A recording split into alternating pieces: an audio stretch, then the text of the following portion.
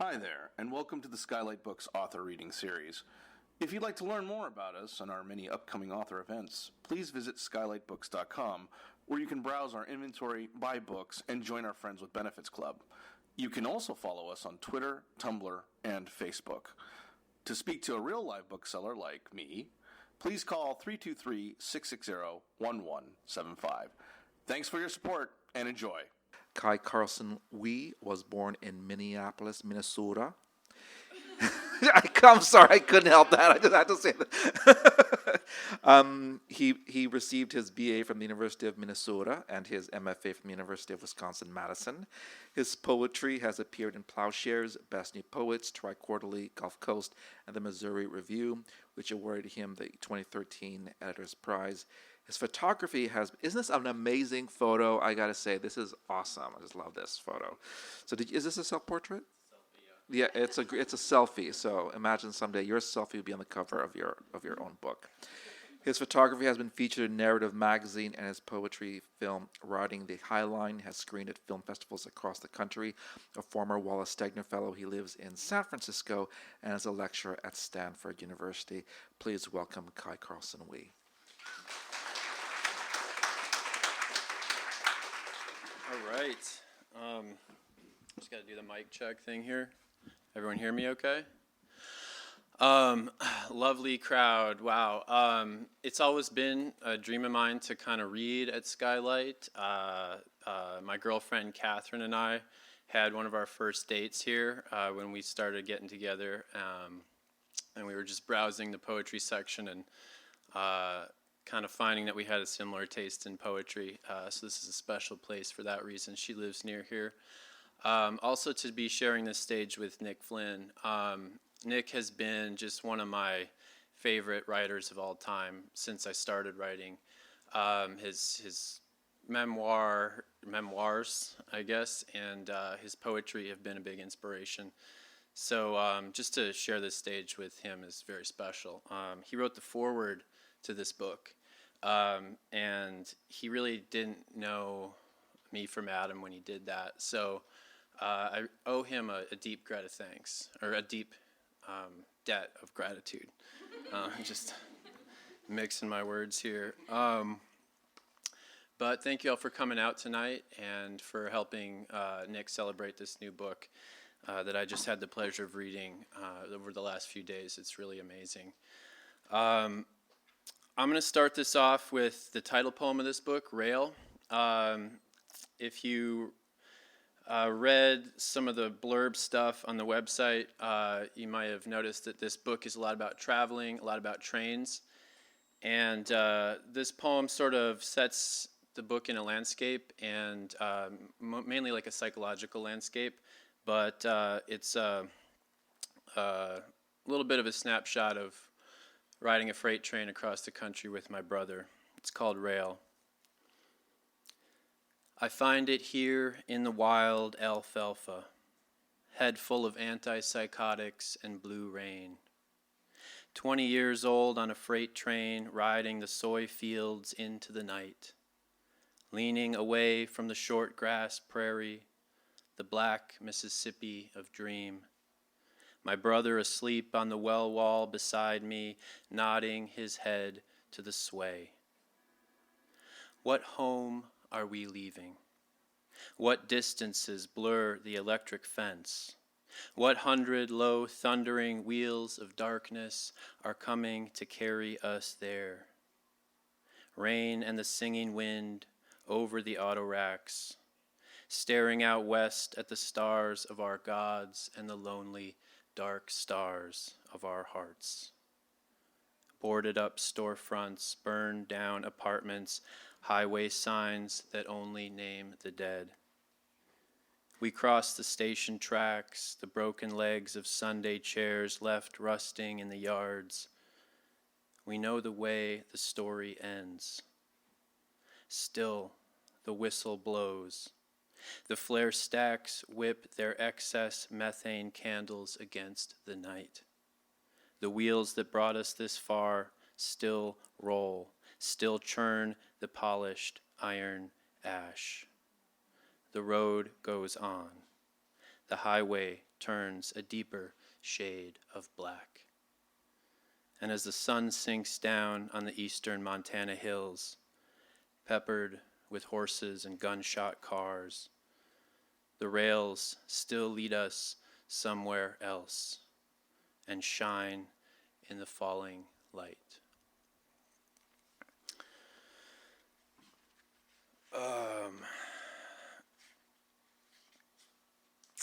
Let's see. I'm going to read two more poems and kind of keep this brief. But this is a newer poem, and a lot of this book is about travel and trains, but a bigger part of it is about mental health stuff and depression, which I went through for a long period of time in my 20s. I mean, I'm still going through, I guess. You never really get over that kind of thing. But this is a poem sort of specifically about the sort of revisionist self-history that happens when you lose your mind and go through that whole process of, medication and recovery for a long time. So it's called House. It was not like a dream. It was more like pulling my eye out and turning it backward to look at itself, staring out at the rolling world from the other side of death. What might have been nothingness, entropy, God, was only the infinite eye itself, sterile and globular, spinning around in the square of a turned-off TV. My psychiatrist thought it was a bad combination of drugs, Seroquel mixed with hallucinogenics, but I know it wasn't the drugs. It was a quality of wetness you notice in mold, peeling back the mattress in your grandmother's house. Sadness of dogs on the beach in Bolinas, the sudden transcendence of rain. The way a word configures a world in time, alters the rest of the poems you've ever known, traveling back in the fourth dimension to speak to your childhood self. The way the smell of her body becomes you. Eternal grass, vetiver, skullcap, rose. The way the neighborhood seems to permanently shift once you notice the light in a midnight house looks vaguely like a face, clownish, obtuse, and it becomes impossible to unsee the open mouths, tall rectangular eyes, the TV somewhere deep inside them shining. The future dissolves, but the vision goes on like this, rearranging itself in the past, so that for the rest of your life, every time you travel back home, arriving late on the eastbound departure, exiting the Uber, hauling your bags up the front porch steps, you enter a house in which you are loved and are simultaneously swallowed alive. It's just kind of that issue of noticing that when the houses look like faces. Do you know what I mean? It's just a problem with like my childhood neighborhood now.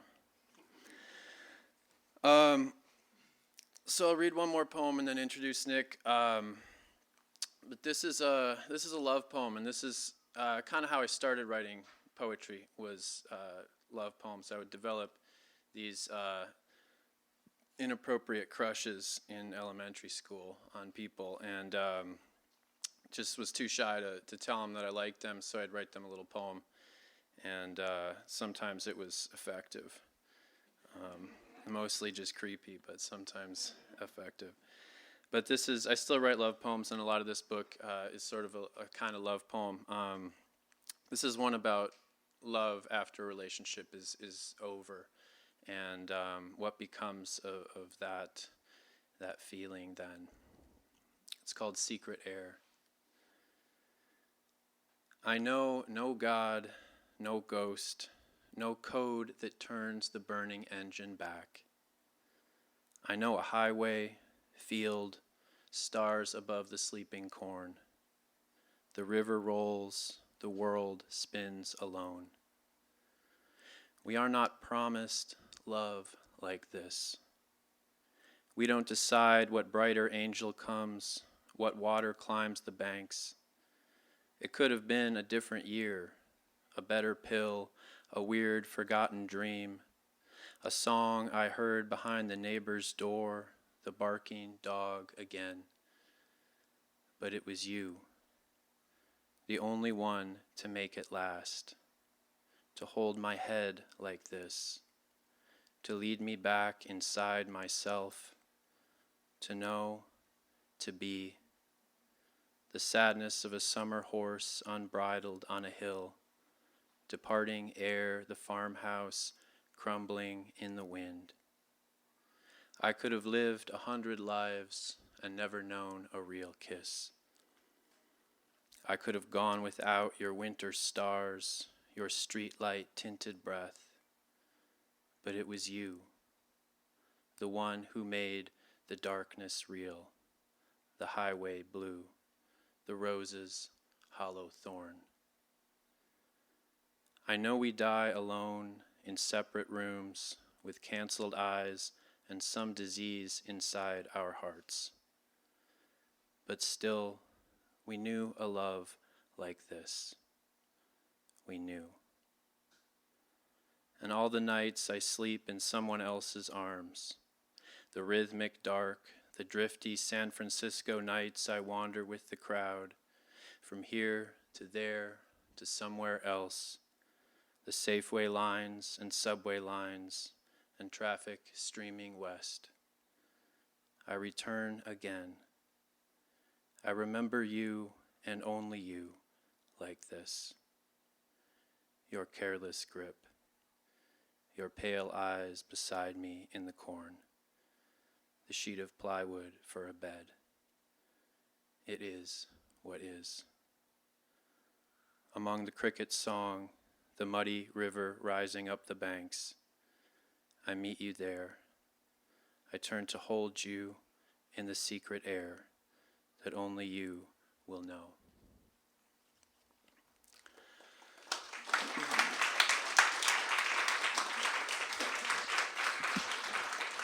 All right, thank you all. Next up, we have Nick Flynn, the one, the only. And rather than giving just a regular introduction, you know the awards and the publications and stuff. Nick doesn't really know this, but I went to the McDowell Colony a few years ago when I was working on this book. And he had been a favorite writer of mine for a long time, but I stayed in this cabin called the Mansfield Cabin, right? You know that one? And on the wall are these what are called tombstones. I don't know why they call them that, but they're these kind of wooden things that you scrawl your name in when you've stayed in the place. And this goes back to like James Baldwin, like big name writers have been there. But Nick's name was in this cabin, I think at least twice. And I saw that as a sign that I need to like read a lot of Nick Flynn at this point. So I got a bunch of his books. I'd already read them, but I was reading a lot of his work and channeling his spirit a little bit when I was working on the final edits of these poems. So I don't know if that's an introduction, but I just wanted to tell that little story, and it's really an honor to be reading with him tonight. So please welcome him.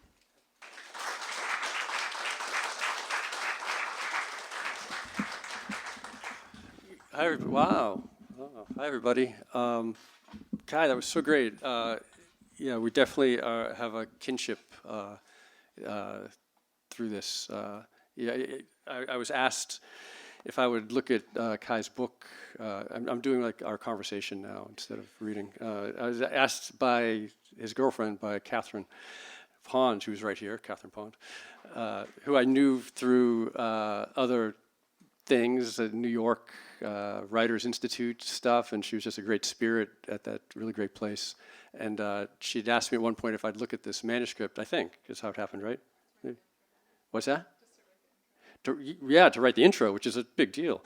And I was just so taken by the poems. I was really really thrilled. I mean, it's one of those things, as you know, I'm sure there's a lot of poets in here, but you find people that are on your branch of the tree. You know, you find people that are sort of doing, who came before, who came after, and that would exist in this realm.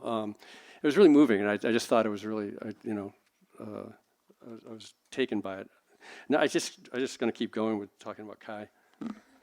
I like the thing in the back. I said, I wrote this. So this is the beginning of my reading, I guess. I'll just read what I wrote for Kai. Rail is timely, but also timeless. It shows us where we've been, but also shows us where we might be going. If I were to put a book on a spaceship to show the aliens what it is like at this moment in America, this would be one of the books I'd choose. It sort of has this sort of thing you don't see, like going through it, this whole world of America going through it it's almost invisible. It's right in front of us, but it's almost invisible, seemingly, to everyone. So, thank you. Yeah. It's a great honor, too. It's so great to have him here. Like, he came all the way from San Francisco. I mean, I came all the way from Brooklyn, but... and his girlfriend's here, too, so... Put that there. And, yeah, thanks, everybody, for being here, too. I'm so impressed. I didn't expect anyone to come. Somehow. Wow. Okay. I'm going to read a few poems from this new book, I Will Destroy You. The cover of it, if you're sitting in the back, it might just say, I will. I will make it scream, make it burn, maybe it says for you. But it's I Will Destroy You. The image in the cover is my daughter dancing with a giant creature. This was when she was about 7. Now she's 11. And the book sort of began with that, with her being at this age, and actually maybe began with this day, going and doing this photo shoot with my daughter, and her asking me stories about what it was like when I was 7, and me starting to tell her things about that, which I had absolutely no memory of, actually. I didn't make stuff up, but I had to sort of find like one memory and realize it would expand into other things. So some of that's in here, and then some other stuff. So I'll just read a few of these. And also that mental health stuff that you were reading about, that Kai was reading about. Mental health is, I think, for all of us on a continuum. Like we're all, no one's either like all sane or all crazy. We all sort of wake up depending where we are that day on it. So this is one of my, where the dial is turned to the left. Confessional. I admit you haven't heard from me in a while. In me, there's a little liar, and a little thief, and a little whore. Forgive me, while writing these words, I was lost in a trance. The sky, wild blue, fruit trees jeweled with ice. If not for what I'd promised, I wouldn't be here at all. You were with me when I found that box in the basement. Opening it was like entering a room and having, at last, someone else breathe for me. No one, as you know, sets out to lose their mind. This poem began as a secret, not from you. I didn't know you then. Now it wears its shame like a halo. Please take it, rip it up, put it in your glass. We can watch it dissolve. That poem's a cento also. And those of you, I'm sure you all, since you're at a poetry reading, you all know what a cento is. But I'll just say it anyway in case there's one person that doesn't. I'm just saying that. I'm sure most of you don't know what a cento is. It's a form where you take other lines from other people and put it together. You sort of cobble a poem out of other lines. So those are all students. I teach down at the University of Houston, these really brilliant students. Catherine was supposed to come, but she bailed and came to LA instead of Houston for some reason. So when I teach, this semester, my brilliant grad students, we'd all written these poems, and we all just put them together and sort of cut up lines and made other poems out of them. So I take no credit for that poem. This is Balcony. Balcony. The radio claims the secret is simple. It's to always want to know what comes next, and to let that want pull you back from the ledge again and again. I have a friend who, the years he was drinking, would every night stack all the furniture in his living room in front of his sliding glass door, which led out to his 5th floor balcony. He knew that once he'd had his first drink, not right away, but eventually, soon, he'd black out, and he worried he'd try to fly again. Couch, table, chair, bookcase. For years, he dragged his furniture, every night as the sun went away. And in the morning, he put it all back in place, never considering, not once, that maybe he should stop.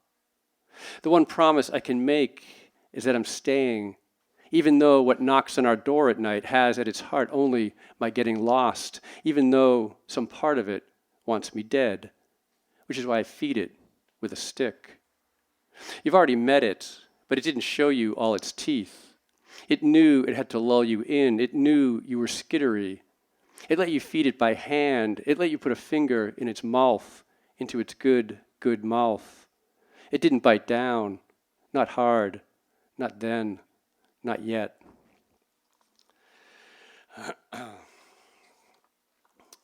I'm going to read these sort of 3 little poems. I've written, all these poems have been written with a band. I have a band since the last book of poems came out like 5 years ago, and this one I've been working with a band, which has been really fun. And all the poems have been revised with the band. And so this is one, these 3 sort of somehow have ended up being clumped together when we perform them. So I'm going to read these. These are sort of also sort of tie into the childhood stuff. What am I doing? There we go. It's called Parrot. Parrot. Stranger, uninvited, you come up to us on the sidewalk, my daughter's hand in mine. You look at her and coo, it goes so fast. What, stranger, is this unnamed it? This day? Her life? Our happiness? Stranger, maybe you missed it, but just now my daughter and I hurled rocks into the emptiness and recreated more emptiness. This is a poem called Killdeer, and it's the name of the band is also Killdeer. Killdeer. You know how it pretends to have a broken wing to lure predators away from its nest? How it staggers just out of reach? If at this moment you're feeling metaphorical, nest can be the whatever inside us that we think needs protection, the whatever that is small and hasn't yet found its way. Like us, it has lived so long on scraps, on what others have left behind. It thinks it could live on air, on words, forever almost. It thinks it would be better to let the predator kill it than to turn its back on that child again, forgetting that one lives inside the other. This is called Poem to be Whispered by the Bedside of a Sleeping Child. It's a title I got from the artist Tim Eccles. I borrowed it from him. Poem to be whispered by the bedside of a sleeping child. Here's the deal. If you die, then I will be able to drink again, and no one alive will even blame me. This child is the dark wind inside, but not the darkest. Then I think, I'll have another child, a backup, in another city, with another woman, just in case. Then I think, I'll call this Poem to be Whispered by the Bedside of a Sleeping Child, so when you're older, you'll understand. Then I think, this isn't even a poem. I always worry about the people that laugh after that poem. I worry for you. Let's see, I feel a little corny, like I think I might read 2 more poems. And one of them's, since we're in LA, it has a movie in it, so I figured you guys would understand. I need some water. Does anyone else need water? Everyone looks vaguely familiar in this room. So if we know each other, just please come up and introduce yourselves. I just keep looking at them like, I do know you, right? What are you doing here? No, wait, you? Oh, you too. And you. No, I was looking at you. Yeah. No, well, behind you, right behind you, yeah. Melissa, right? Is it? Yeah. What, Liana? Okay, that's it. Yes, Liana, yes. I know you, though. Yeah, yeah. See, like I said. Okay, I'll read. This is the title poem. This is I Will Destroy You. Like laying a palm on the door of a furnace to test if it's still alive, I invite you up to my hotel room. Let's think of you as someone I'd meet in a dream, a representation of my own vast recklessness. You're the age my mother was when she set our house on fire. I'm asleep upstairs. I cannot call it accidental. This vast recklessness. My therapist points out that 15 minutes of movie violence releases as many opiates into the body as if being prepped for major surgery. For people like us, it is somehow calming. Tonight, it's Terminator 2 again. Let's go back to the scene where the liquid metal assassin assumes the form of a security guard, or in the mental hospital where mom is locked up. As the real guard gets a coffee from a vending machine, the liquid metal guy, disguised now as the linoleum floor, rises up behind him and slowly takes on his features, even the uniform. And when he turns and faces himself, he raises a finger to his own face, as if to point out that they're the same. But the finger turns into a blade, and he pushes it right into and through his own eye. And then he goes looking for mom. And I'll read one more, and then we'll have a conversation. I think I'll read this one. It's called The King of Fire.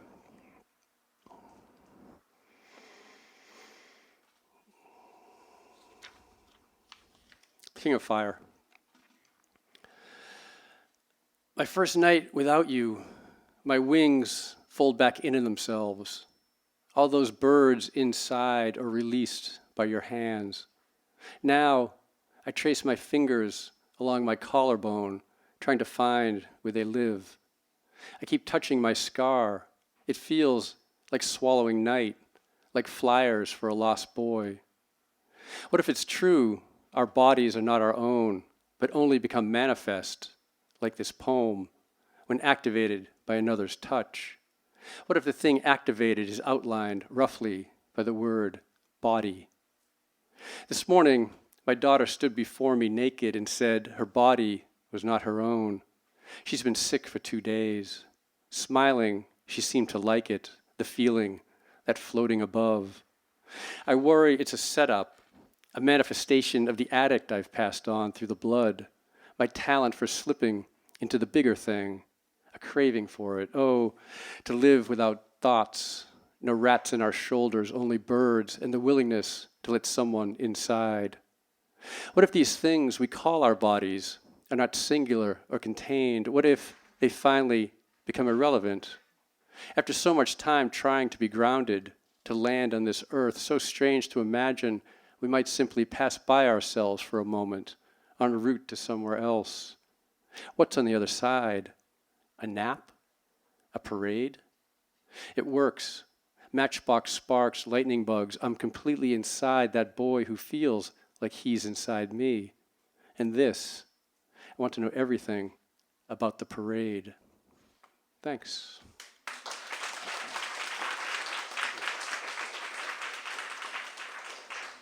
I'm now going to call Kai back up, and we're going to have a little talk in front of you as if we're just talking and you're not here. Just hanging. And then we're going to say, oh, you're here. So if you have questions, you'll ask them too, but we can just jump in, I guess. Yeah. Yeah, I didn't read. I just realized I'm looking over at Noel now, and he had made a request, and I didn't read it. But I'll read it maybe to you separately. Yeah. It was a terrible poem you asked for. Yeah. Oh, so how do we start? I don't know. I was Oh. trying to. Do you want to? I could just read my intro to your book or something. Okay, or- yeah, we could just do yeah. that. Hang out. So let's think. You're a book about traveling across the country. Yeah. I mean, I hate to say about. It's about anything because it has all these other things in it that happen. Right. Like you said, like you brought in the struggle with mental, with the mind in it. You brought in. Hey, Paul. You brought in that stuff, the relationship stuff. That's strange, and there's all sorts of like these things that get repeated. It's a real closed image system. The book of poems, like it has these the trains and the rails and the like skateboard parks. These like locations, very American, and overdoses, and this sort of darkness coming down. But it's a really beautiful book though too. So Yeah. there's a question. Is that a question? Yeah.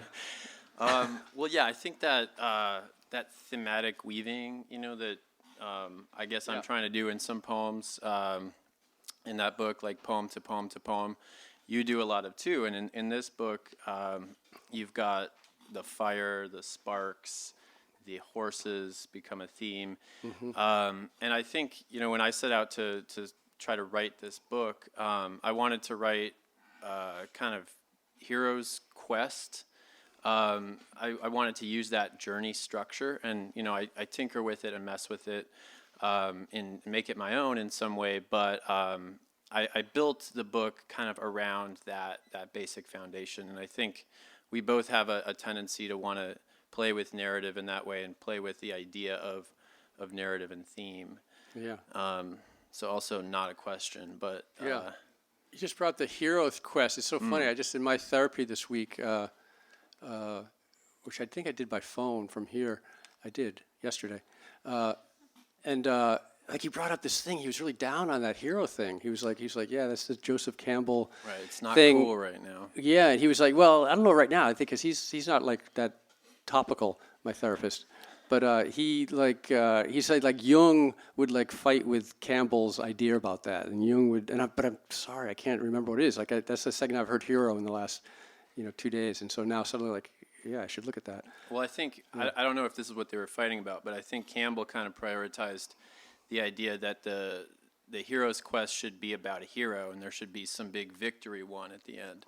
And I think Jung was more into the failure being an integral part of the narrative. Yeah. And, I had gone through this kind of mental health stuff and many years of depression, and I knew that I wanted that to factor into the book. But I think that I leaned in that direction because of that idea of failure being integral to our development and transformation and that kind of thing. Yeah. I think it is more like Jung is more interested in the wound and the Exactly. and not like as transcending that, but actually like inhabiting it and sort of like allowing it to be part of your life. So, Right. Which I think you do too. Like that's when you said hero's journey. I wouldn't have thought of that actually in your book as a hero's journey, but Right. more of like because it's so like it's kind of fucked. There's a lot of wounding. Yeah.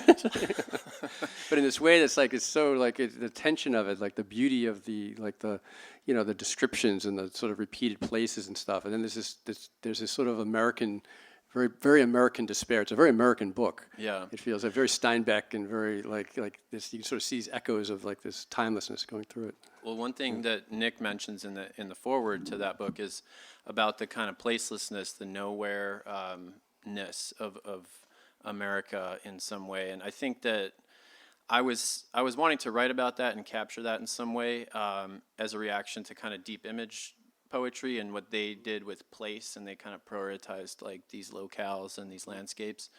But I wanted to kind of make it more of a psychological place that moves from one place to the next, one geographical place to the next, but maintains this development of the psyche.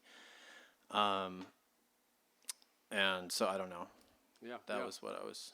Well, I just saw like this a kinship too. You also generational- have this thing about going back, like the first poem you read, like or second poem you read about going back and having like the sort of like the child within yourself, like sort of looking at someone, or maybe it's looking at someone else with a child in them or something, right? You had that idea of like we're sort of the time, the relationship to time, that we're here at this moment, but there's also these The fourth other dimension. selves that sort of that they keep sort of appearing. Yeah. So I have a question. Okay. Oh, there you go. So just thinking about sort of confessionalism, right? And in contemporary poetry, do you consider yourself a confessionalist, or how do you navigate that title?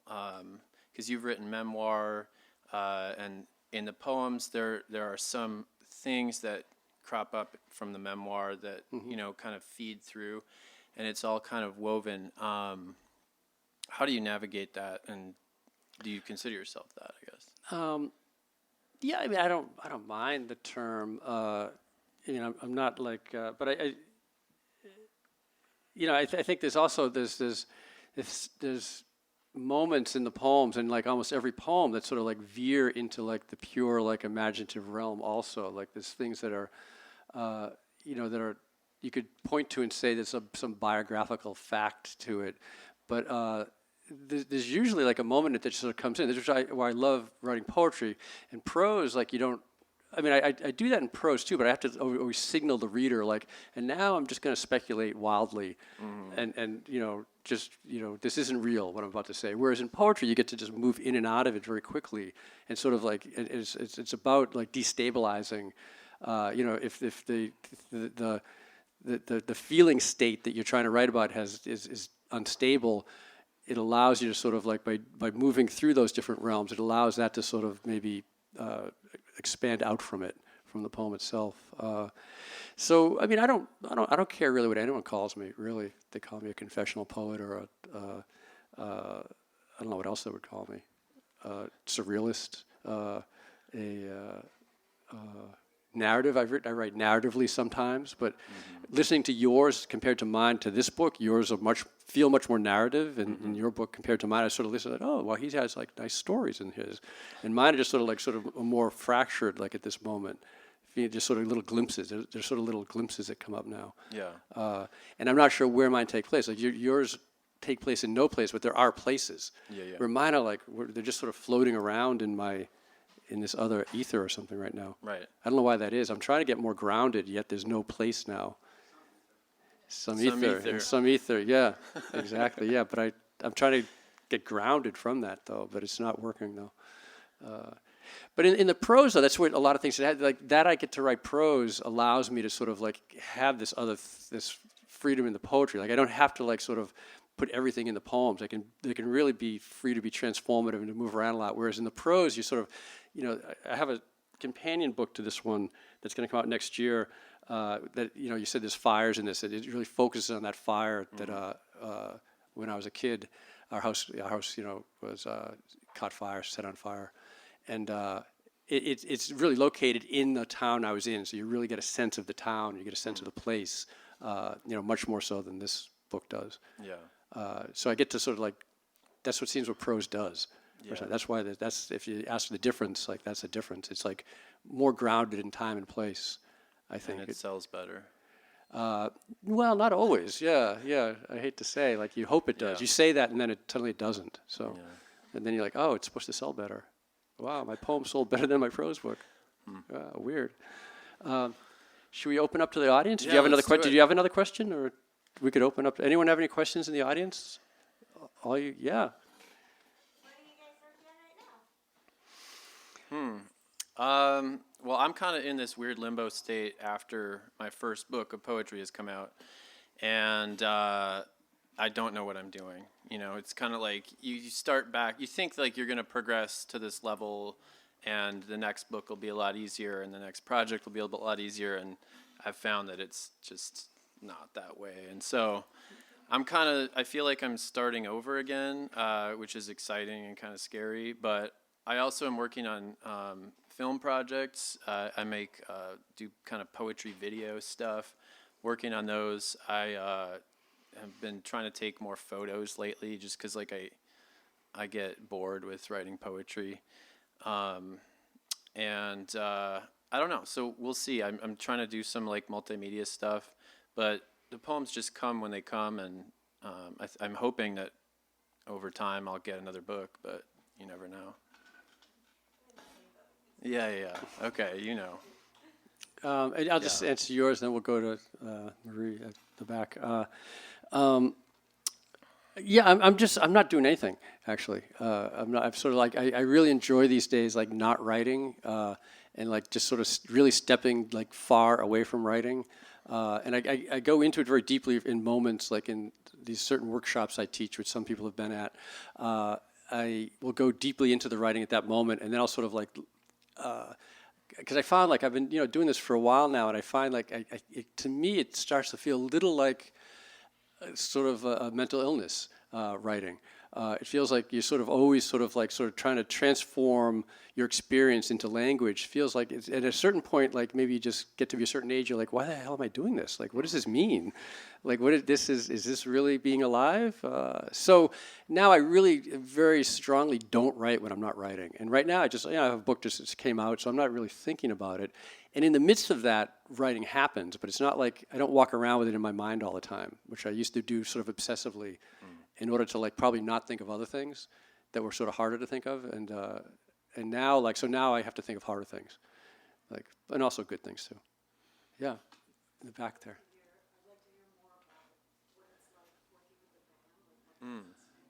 Oh yeah, yeah. Well, bands is so fun. I don't know how many people are musicians or work with bands in here, but I'm sure there's some number of you. And it's like, I'm just amazed at musicians because they can just get together and just like start making things like sort of immediately. Just tell each other, okay, this is G. And everyone sort of knows what that means.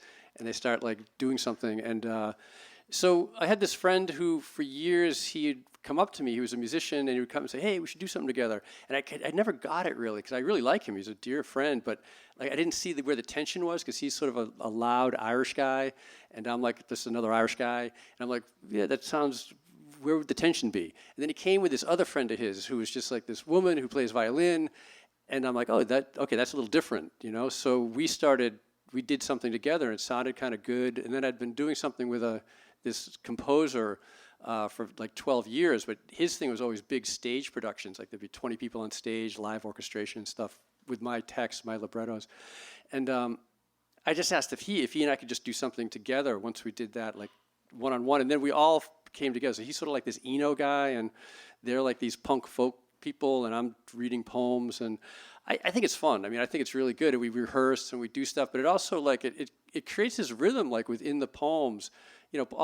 All language has a certain rhythm to it, but it really sort of like thinks about where you're gonna, it was just really part of the revision process to like break it down and what was working when it's part of a song. It's just very different. It's a very different process for me. So like there's this music that you won't hear when you open the book. When you read it, it might sort of feel wonky in a way, but it's like this music that's invisible now in the book. I thought it was great, but probably the next book I won't do that. But like for this book, that's what it was, so. Yeah, it was a very special moment, so, yeah. I wanted to ask about the title poem in the book, which is so damn striking. Yeah. I saw it come up on Amazon how many months ago. I pre-ordered. Fuck. Let's talk about this thing. And I've been really kind of dwelling with that poem, trying to come to grips with that. I had some insights, but Yeah. I'm wondering what you say when people plainly ask you. What's it? Oh, the I Will Destroy You poem? Well, I don't know if anyone has actually directly asked me. So let me see here. Page 22, yeah. What do I say about it? It's well, one thing I could say is my, the last book that I wrote, came out 5 years ago, it's called My Feelings, and, which is kind of a gentle title. So I felt I had to amp it up a little, create the other side of it, My Feelings, I Will Destroy You. I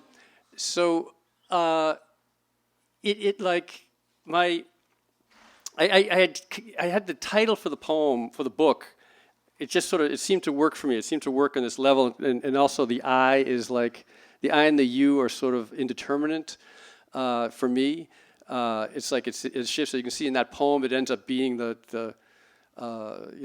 two in Terminator 2, the I is the same person looking at themselves and then destroying themselves, and so there's a thread of addiction that goes through the book and self-destruction. There's also this sort of recklessness that goes through the book, and so I had come up with the title of the book, and then but I didn't have a title poem for it, and my editor at Grey Wolf.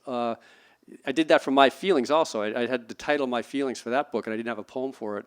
And ended up, the poem came later. I don't know what that is. It's a thing. Like I sort of know that it sounds like the right thing to me, and it's sort of, it gives me a certain amount of cringy pleasure. So I think it's kind of wrong and kind of not good, but I think, okay, there's energy to it.